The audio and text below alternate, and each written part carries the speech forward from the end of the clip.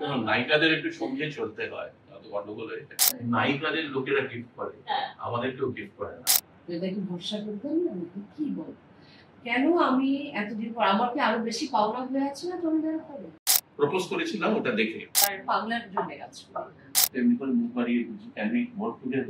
Welcome to Sharmila show house. আজ এসে গেছি কার বাড়িতে দেখতে। কেমন আছো?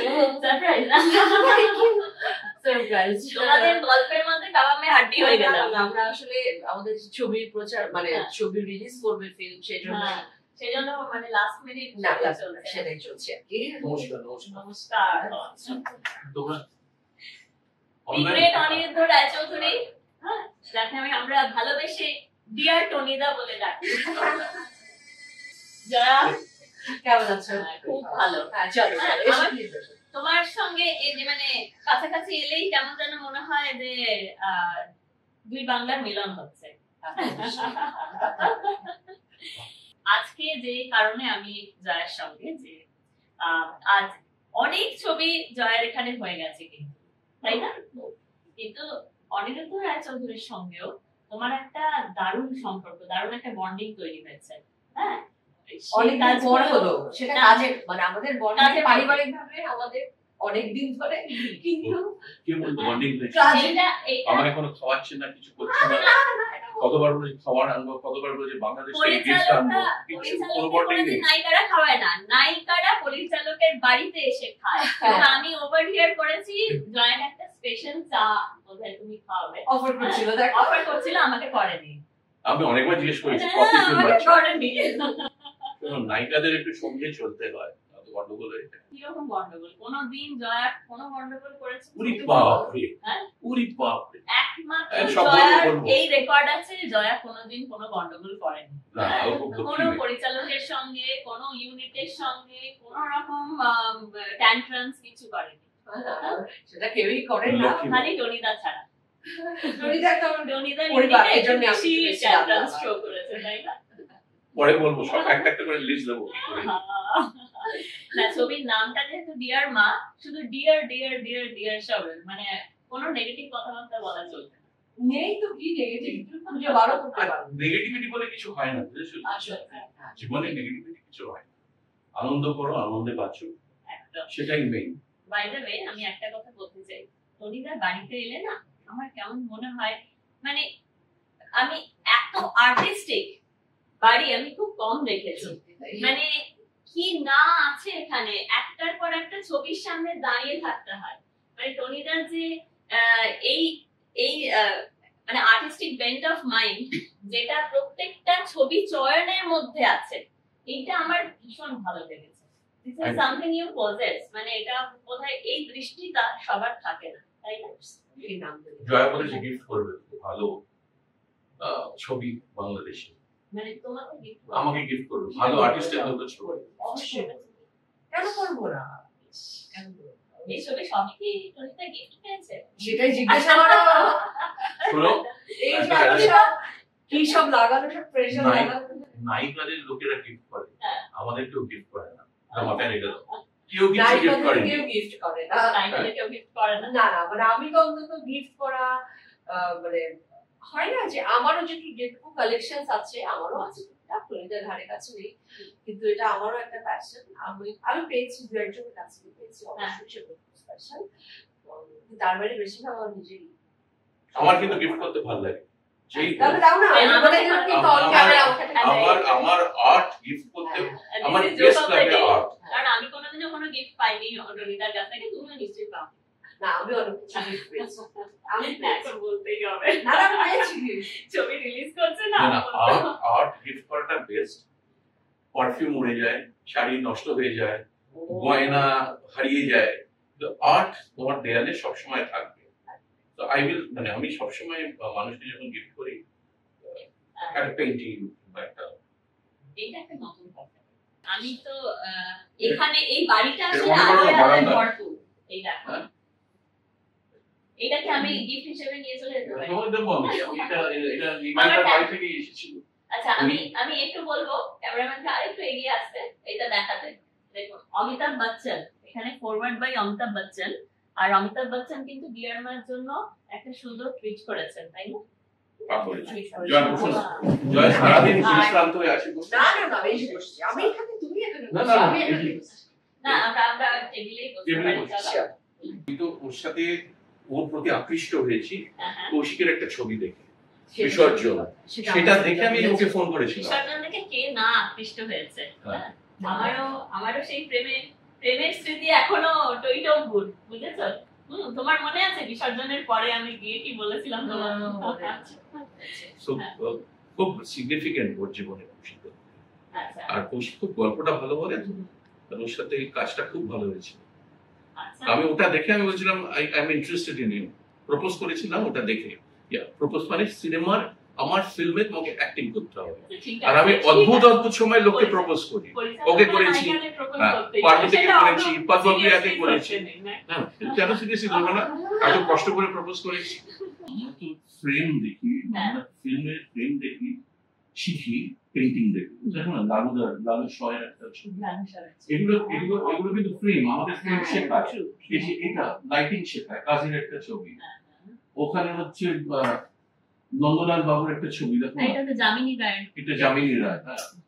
তো আমরা ফ্রেম দেখি, মুড, লাইটিং সব কিন্তু পেন্টিং থেকেই শেখা। Painting is very important, art is very important for painting life. তো উৎস, জয়ের বাড়ি তুমি ছবি নিয়ে দেখবে, it's a piece of art. ও যেটা আমি আমাকে নেমন্তন্ন করেনি কোনোদিন, না, আমি নেমন্তন্ন গেট কিন্তু ক্র্যাশ করে ঢুকবো।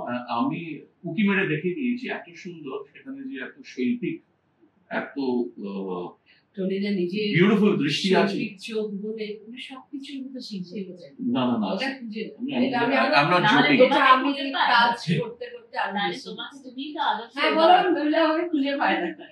কিন্তু টনিদার কাছে তুমি বলো, আমি এতদিন ধরে কাজ করছি, আমার এত বছর লেগে গেল কেন টনিদার সঙ্গে কাজ করতে? কেন দেয় না? এটা টনিদাকে তুমি জিজ্ঞেস করো, টনিদাকে ভরসা করতেন না, আমাকে কি বল, কেন আমি এতদিন পর আমার কি আরো বেশি পাওনা হয়ে আছে না টনিদার উপরে? টনিদার কাছে কিছু বলো।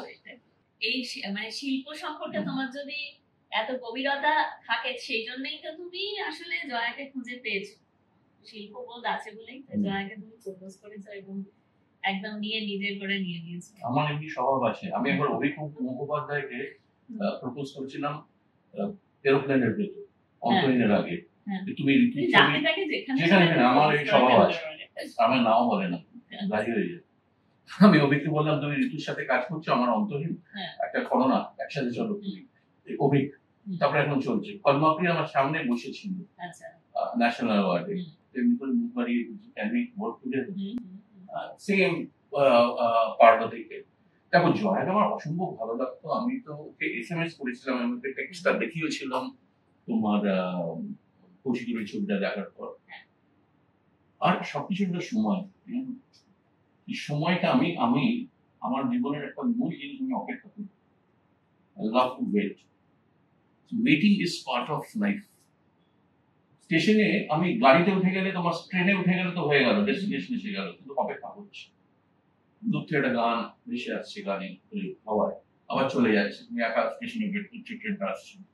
তার যে রোম্যান্স, তার যে ওয়েটিং এর যে মজা, সেটা খুব ভালো। এবং সেই ওয়েটিং এর পরে ট্রেন জার্নিটা দারুণ। ধরো জয়া এখানে একটা ট্রেন, সেখানে একটা স্টপেজ বা একটা স্টেশন, অনিরুদ্ধ রায়চৌধুরীর একটা স্টেশন, আরো ডিরেক্টরের একটা স্টেশন, এবং তোমার যত স্বনামধন্য পরিচালক আছেন বাংলাদেশে, সেই ট্রেনটা আস্তে আস্তে বাংলাদেশের দিকে গেলে সেগুলো পরপর স্টেশন, সব স্টেশনই দখল করে বসে আছে জয়া। না কাউকে আর কোনো ইম্পর্টেন্ট ট্রেন না, এটা মানতে হবে, ট্রেনটা ইম্পর্টেন্ট। এটা যে কোনো তোমরা দুজন মিলে হিরোইনের না না it's true. দেখো একজন আর্টিস্ট, আমি একটু শেষ করে প্রশ্ন, হ্যাঁ। যে কোনো সুন্দরী, বুদ্ধিমতী এবং স্বনামধন্যা হিরোইনের কাছে এটা তো একটা উষ্মার কারণ, এটা তো একটা ঈর্ষার কারণ হতেই পারে যে উনি সব স্টেশনে সবাইকে দাঁড় করিয়ে রেখেছেন, অপেক্ষা করিয়ে রেখেছেন, এবং তারা অপেক্ষার পরে জয়া হাসানকে পাচ্ছেন। কিন্তু আমার সেটা মনে হয় না, আমার সেটা মনে হয় না। জয়ের স্বভাবটা উনি না, শি ইজ এক্সট্রিমলি ইজি। আমি ওর সামনে ওর প্রশংসা করছি। ও কিন্তু আমাদের বাড়িরই একজন, মানে আমি জয়ের উপর রাগ করতে পারি, আমি যা ইচ্ছে বলতে পারি। আরেকটা জিনিস হচ্ছে জয়া আপনি কাজ করেন না, আমি অপেক্ষাটা মানে কি অপেক্ষাটা ও আমাকে অপেক্ষা করায়নি, আমি সময়ের অপেক্ষা করেছি, আমি রাইট স্ক্রিপ্টের অপেক্ষা করেছি, আমি রাইট মুহূর্তের অপেক্ষা করেছি। তুমি দাঁড়িয়ে কাঠফাটার টপসালে শুট করছো, তুমি যেহেতু শুটিং করো না, তুমি অপেক্ষা করবে গধূলি একটা বিউটিফুল স্লান্ট লাইট, হ্যাঁ চকচক করছে, হাফ লাইট করেছে, মনে দেখা আলো, তখন তুমি একটা কিছু করবে। সো আমি বিশ্বাস করি সবকিছুর একটা স্থান, কাল, পাত্র আছে, একটা সময় আছে। এবং তুমি মানে ইন্ডিয়ার প্যান ইন্ডিয়ার যে স্পেসটা, সেটা অনিরুদ্ধদার হাতে তোমার ইন্ট্রোডাকশন হয়েছে। মানে যদি আমি ভাষার দিক থেকে দেখি, মানে এমনিতেই আমাদের ভাষায় ওয়ার্ল্ড ফেমাস, মানে Bangla cinema world famous, Bangla সিনেমার একটাই ভাষা, সিনেমার ভাষা। হ্যাঁ, কিন্তু প্যান ইন্ডিয়ার একটা ল্যাঙ্গুয়েজ যেটা আসলে আরো অনেকটা দর্শকের বোধগম্য হয়, সেই জায়গাটাতে জয়াকে তার মানে তুমি একটু বেশি প্রেফারেন্স অবশ্যই দিতে পারো, মানে কৌশিক গাঙ্গুলি থেকে একটু বেশি প্রেফারেন্স। না আমি সেটা একদমই চাইবো না, দেখো এটা আমি বলে দিই, চাইলে আমি অনেক আগেই কাজে বলতে পারতাম, কিন্তু সেটাই আমরা কিন্তু পারিবারিকভাবে পরিচিত।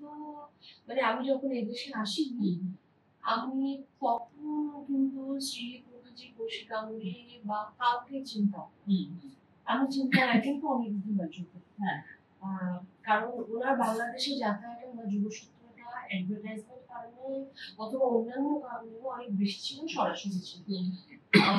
ওনার কাছে আমাদের এখনকার যারা বাংলা ইন্ডাস্ট্রি, তোমার আমাদের যে ডিরেক্টররা বাংলাদেশে যারা রুল করছে এখন অ্যাডভার্টাইজমেন্ট ইন্ডাস্ট্রি, তাদের সবার হাতে খড়ি হচ্ছে অনিরুদ্ধ বাজপেয়ীর কাছে। তাদের সবার প্রিয় ডিরেক্টর এক বাক্যে উনি, ওনাকে ধন্যবাদ, একদম লিটারেলি ধন্যবাদ। তো আমরা তখন থেকে তার সাথে, তার নামের সঙ্গে, তার কাজের সঙ্গে এবং ব্যক্তি মানুষটার সঙ্গে তখন থেকে আমরা পরিচিত হয়েছি। সেটা ঠিক আর্টিস্ট এবং ডিরেক্টর, সিনেমা ডিরেক্টর যে আদান প্রদান, সেটা হয়তো হয়ে ওঠে। আমাকে অনেক বইও প্রেজেন্ট করেছেন, বই আর ডিভিডি। সেটা অনেক প্রথম দিকে আমার কাজে প্রেজেন্ট দিয়েছিলাম, যে আমি কাজ করেছি, আমি কিছু বই দিয়েছি, বই দিতাম, এগুলো আমাদের যোগাযোগ। টুনিদা যখন ঢাকা শুটিং করতে গেছি, তখন একবার আমি গেছিলাম, মিষ্টি পাঠিয়েছিল মনে না সবাই খেয়েছিল, পাঠিয়েছিল। ও আচ্ছা, বোনাসের সময় পাঠিয়েছিল, কত আগে দেখ, 2013। না বোনাস আমার হঠাৎ করে চলে যাচ্ছে দিকে না, আমার দেশে মানুষ এসেছে, আমার মনে হয় দেশে গিয়ে দেখেছি যে কি মানে কি আতিথেয়তা বলে শব্দটা ওখানে কতটা ইম্পর্টেন্ট, মানে মানুষকে অতিথিকে তারা কত বাংলাদেশের মতো আতিথেয়তা, অতিথি পরায়ণ তারা, মানে তারা সারা পৃথিবীকে বোধহয় শেখাতে পারে কিভাবে অতিথিদের বরণ করতে হয়। জয়া, তোমার তো অনেকদিন হয়ে গেল, তুমি তো এপারে হয়ে গেছো, তোমাকে তো আর বাংলার জন্য আছে।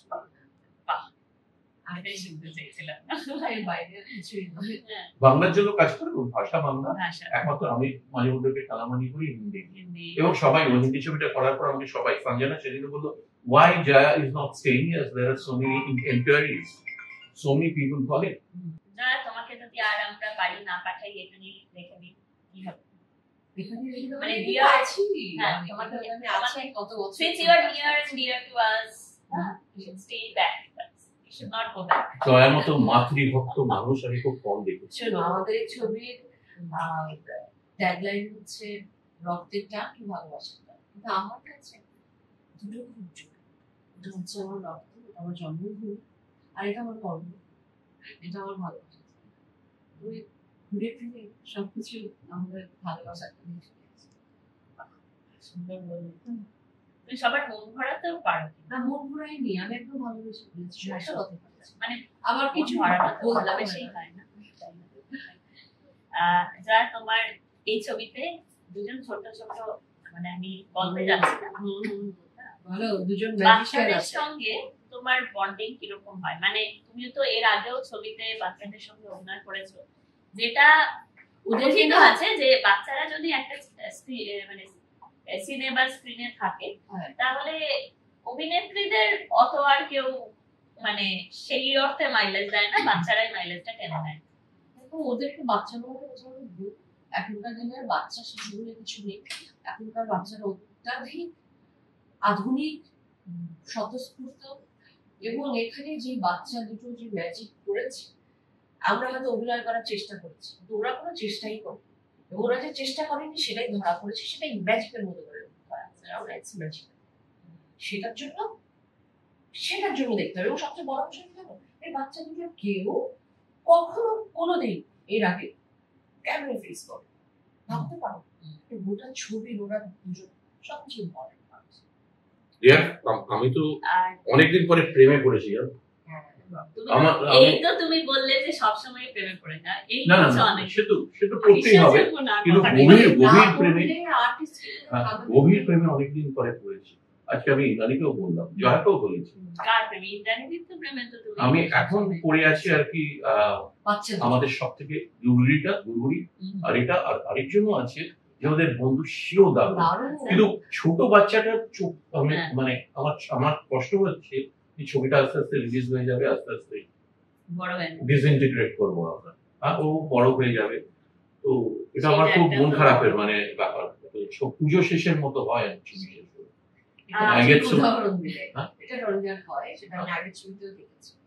ঠিকই বলেছো, আমি দেখেছি এটা ওনার নারীদের উপর ট্রিটমেন্টটা আলাদা হয়। মানে অন্য ছবিতে ওই একই নারী যেভাবে অভিনয় করেন, এই ছবিতে নারী হিসেবে অন্যরকম অভিনয় করেন। এটা আমি আমার অবজারভেশন বুঝি, আমিও দেখবো আসলে কে কেমন কাকে কতটুকু ভালোবাসে, ওটা আসলে তার ছবি দেখে আমি এবার দেখবো যে সবাই টনিদা আমাকে কতটুকু ভালোবাসে, মানে দেখবো জয়াকে দেখবো। জয়া এই ছবিতে আমি সামনে কাউকে প্রশংসা করি না, এত গভীরে গিয়ে অভিনয় করেছে, আমিও নড়ে গেছি। আমি খুব একটা দুমদাম, তুমি আমাকে অনেকদিন ধরে দেখছো, চেনো, আমি নড়ে যাই, অনেকেই নড়ে যাবে, এত ভালো অভিনয় করেছে। এবং বাচ্চারা এবং সবাই, এবং অনুভা মানে আমি কিছু বলবো না, দর্শকের উপর ছেড়ে দাও, ওনারা জাজ করুন। আমাদের কাজটা করতে গিয়ে আমরা দুর্দান্ত এনজয় করেছি। কাজটা করতে এনজয় মানে ফান বলে ফান না, আমরা কেঁদেছি, আমি ও হাউ করে কেঁদেছি, আমি কেঁদেছি, ইউনিট কেঁদেছে, দারুণ হেসে উঠেছি, চুপ করে বসে গেছি ফর্ম মেরে। So we have enjoyed every bit of filming dear মা। সেটাই কিন্তু ইম্পর্টেন্ট। আবার বলুন, এই প্রসেসটা বেশি ইম্পর্টেন্ট আমার কাছে। The journey is more important than the destination. আসলে একটা অংশ হচ্ছে দর্শক হচ্ছে লাস্ট স্টেশন, যেখানে দর্শক এসে দেখবে এবং দর্শকই আসলে ফাইনাল জাজমেন্ট দেবে, অর্ডার। ডিয়ার মা এই শব্দটা না আনএন্ডিং, মানে ডিয়ার মা বলে অনেক কিছু বলা যায়, হ্যাঁ, অনেক লম্বা চিঠি লেখা যায়, এবং সেই চিঠিটা সারা জীবনেও শেষ হবে। ডিয়ার মা বলে যদি এক্সপ্রেস করবে, এটা কি লেখা যাবে আসলে? একটা আমি কি ডিয়ার মা বলে প্রথম লাইনটা কি লেখা আছে, কি লেখা উচিত, এটা এক একজন এক একভাবে বলবে। আমি হয়তো কিছু লিখতেই পারবো না, আমার পুরোটা সাদা দিকে, আমার এত কথা, এত বক্তব্য, এত এক্সপ্রেশন। আর মানে মায়ের সঙ্গে আসলে যদি সত্যিকার অর্থে এক একজনের কেমিস্ট্রি একটা খুব ডিফারেন্ট। আমার তো অন্যদের মতন নয়, অনেক কিছু মাকে লিখতে পারবো না। যেমন মাকে ঈদের দিন সালাম করতে ভুলে যাই, আমি মাকে আই লাভ ইউ বলতে পারবো না। আমি পৃথিবীর সবাইকে বলতে পারবো, সবাইকে পাশে সালাম মাকে সালাম করতে আমি ভুলে যাই, আমি জানি না কেন আমার লজ্জা লাগে। ডিয়ার মা এই ছবিটা আপনারা সবাই হলে গিয়ে দেখুন। এই যে আমাদের আলোচনাটা হলো, এটা আসলে এসেন্স। ডিয়ার মা আপনারা হলে গিয়ে দেখলে বুঝতে পারবেন যে এই এত কথা কেন হলো, ঠিক কিনা? এটাকে তাই দর্শকদেরকে বলবো, আপনারা দেখুন। আপনারা হয়তো স্টেশন, আমরা যা চেষ্টা করেছি আমাদের যে জার্নিটা, সেটা আপনাদের ভালো লাগে, আমরা সার্থক। সবাই মিলে মন প্রাণ করে ভালোবেসে কিছুই বানিয়েছি। টনিদা চেষ্টা করেছেন, আমরা সবাই তার পিছিয়ে আছি, আমরা তার হেল্পিং হ্যান্ড টিম হিসেবে কাজ করেছি। টনিদা বলেন ফুটবল তো একা খেলার জায়গা, ফিল্ম হচ্ছে collaborative art form, a film by all of us, directed by me, a film by all of us. ঠিক। শর্মিলা শো হাউসের দর্শকের জন্য যদি তোমরা শর্মিলার সঙ্গে আড্ডা দিয়ে বরাবর ভালো লাগে, অনেকদিন পর আড্ডা দিলাম।